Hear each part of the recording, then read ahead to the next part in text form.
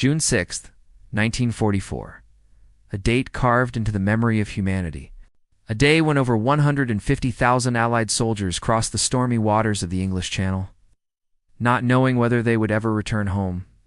A day when the fate of World War II and of the modern world hung by a thread. They called it D-Day. Historians call it the largest amphibious invasion in human history. The soldiers who survived it simply called it the longest day. But D-Day did not begin with the first landing craft touching the shores of Normandy. It was the climax of a struggle involving years of planning, deception, sacrifice, fear, and the immovable determination of a world fighting for freedom.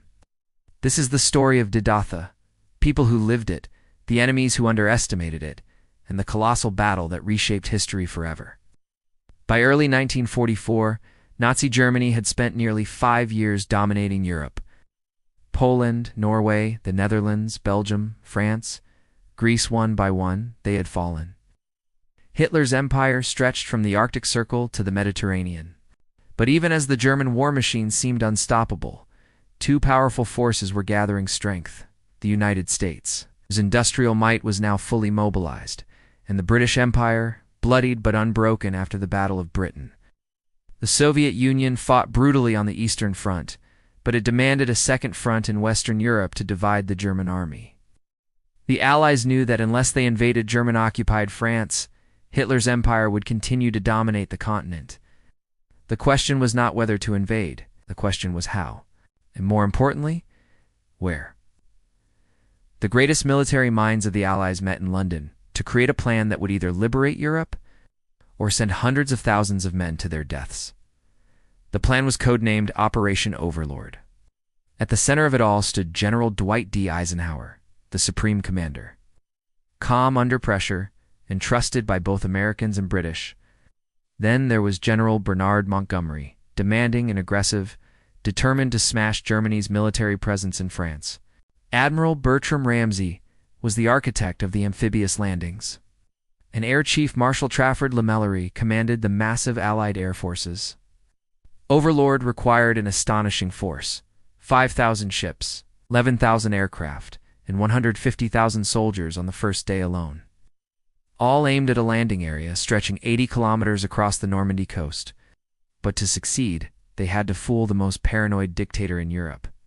Hitler's intelligence service and his feared SS counterintelligence units constantly watched the English coast. If the Germans learned the real invasion location, the war would be lost. Thus began one of the greatest deception operations in military history, Operation Bodyguard. Its goal was simple: convince Hitler that the invasion would happen anywhere except Normandy. Fake armies were created, complete with inflatable tanks, wooden planes, and radio operators sending fake messages. Entire networks of double agents fed carefully crafted lies to the Germans. The most famous of these phantom armies was the 1st United States Army Group, or Fusagen, entirely fake army commanded by General George Patton, the one man Hitler believed would lead an invasion. And the deception worked.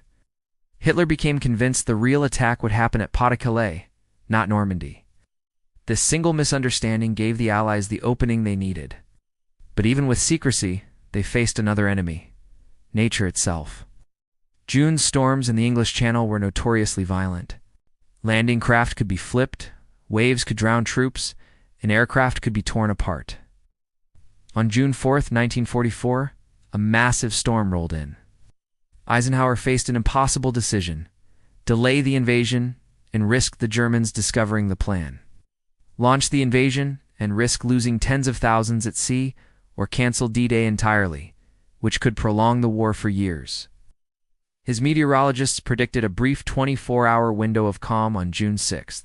It was the narrowest possible opening. Eisenhower silently considered the consequences and uttered a phrase that sealed the fate of World War II. "Okay, let's go." Shortly after midnight on June 6th, thousands of paratroopers from the U.S. 82nd and 101st Airborne Divisions, along with the British 6th Airborne, took off into the stormy night. Their mission was to capture bridges, secure roads, sabotage German artillery, and isolate the beaches from reinforcements. But the night sky was a deadly maze. German anti-aircraft fire lit up the darkness like a violent lightning storm. Planes shook violently, and paratroopers were scattered for miles, far from their landing zones. Some landed in swamps and drowned under the weight of their gear. Others landed in the middle of German positions and were killed immediately. Yet, despite the chaos, key objectives were taken. Pegasus Bridge was secured in a daring glider assault. American paratroopers captured vital causeways behind Utah Beach. Units formed up wherever they landed, fighting in small improvised groups. They weren't where they were supposed to be, but they were exactly where they were needed. As dawn broke, an armada unlike anything in human history approached the French coast. The beaches were codenamed Utah and Omaha for the Americans, Gold and Sword for the British, and Juno for the Canadians. Behind the beaches lay Hitler's Atlantic Wall, a network of concrete bunkers, anti-tank obstacles, machine gun nests, artillery batteries, and minefields stretching for hundreds of miles. The landing at Utah Beach started with a stroke of luck. Strong currents pushed landing craft nearly 2 kilometers south of the intended position into a sector that was much less heavily defended. General Theodore Roosevelt Jr., the only general to land in the first wave, looked around calmly and said, "We'll start the war from right here." Within hours, Utah Beach was secured with relatively low casualties. But the calm at Utah was the exception, not the rule, because just to the east, hell was waiting. Omaha Beach became the most tragic and iconic battlefield of D-Day. The Germans had perfect firing positions, with overlapping fields of fire from cliffs and fortified bunkers. As American troops stepped out of their landing craft, they were hit by a storm of machine gun fire, exploding mortars, drowning waves, underwater mines, and artillery zeroed in on the beach. Whole units were wiped out before even reaching the shore. The Rangers scaling the cliffs at Point Duhawk met fierce resistance. The sea turned red. Radio messages were desperate and chaotic. "We're pinned down. We cannot advance. Casualties are enormous." For a moment, Eisenhower's worst fear was coming true. Omaha might collapse. But small groups of soldiers, refusing to die on the sand, fought their way up the bluff, scrawling, climbing, improvising, charging machine gun nests, using the cliffs for cover. By the afternoon, American forces had finally broken through the German lines. Omaha Beach was secured, but the cost was staggering. Meanwhile, on the other beaches, the battle raged on. At Gold Beach, British forces pushed inland, capturing artillery that threatened the landing zones and linking up with airborne forces. At Juno Beach, the Canadians faced heavy resistance but advanced farther inland than any other Allied force that day. And at Sword Beach, British and Free French troops raced toward the key city of Caen. Though fierce German counterattacks slowed their progress, a critical moment occurred when British commandos joined forces with French resistance fighters, a powerful reunion on liberated soil. By the end of June 6th, the Allies had a foothold in Normandy. They had breached the Atlantic Wall, and the liberation of Europe had begun. The cost was immense, with thousands killed, wounded, or missing. But the courage shown on that day, from the highest general to the youngest private, turned the tide of the war. They fought through chaos, fear, and unimaginable violence for a cause greater than themselves. Their sacrifice ensured that the world we live in today would be one of freedom, not tyranny. It was, and forever will be, the day that changed the world. While the Allies were fighting tooth and nail on the beaches, the German high command was a scene of total chaos and confusion. Hitler, convinced that Normandy was merely a diversion, stubbornly refused to release the crucial reserve panzer divisions. He was expecting the main attack at the Pas-de-Calais, the narrowest point of the English Channel. Key commanders were completely out of touch. Field Marshal Erwin Rommel, the celebrated Desert Fox and the man in charge of defending the Atlantic Wall, was a staggering 700 kilometers away in Germany, celebrating his wife's birthday. He had chosen that day to leave because the weather forecast was so poor, he believed an invasion was impossible. By the time he was racing back to the front, the damage was already done.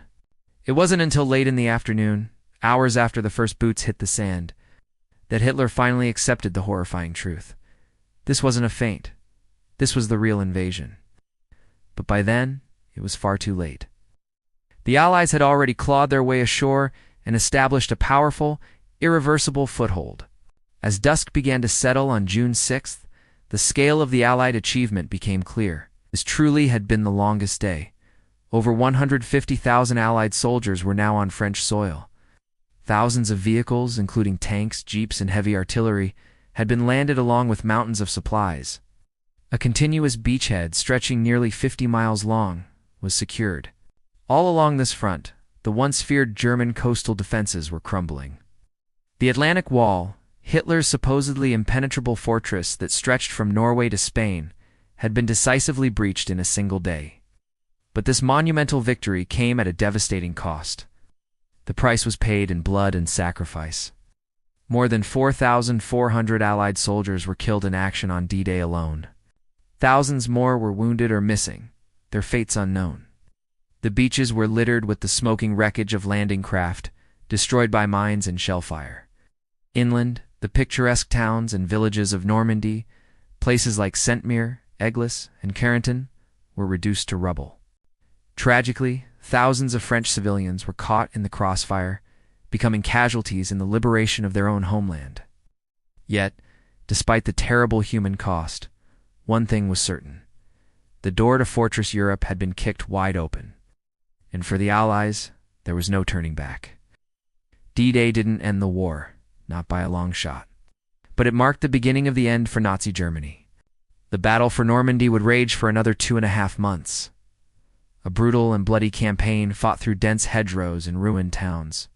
In the weeks and months that followed the landing, the Allies pushed relentlessly inland. They captured the vital deep-water port of Cherbourg, which was essential for bringing in massive amounts of supplies. They finally broke through the stubborn German lines at Saint-Lay, opening the way for a rapid advance across France.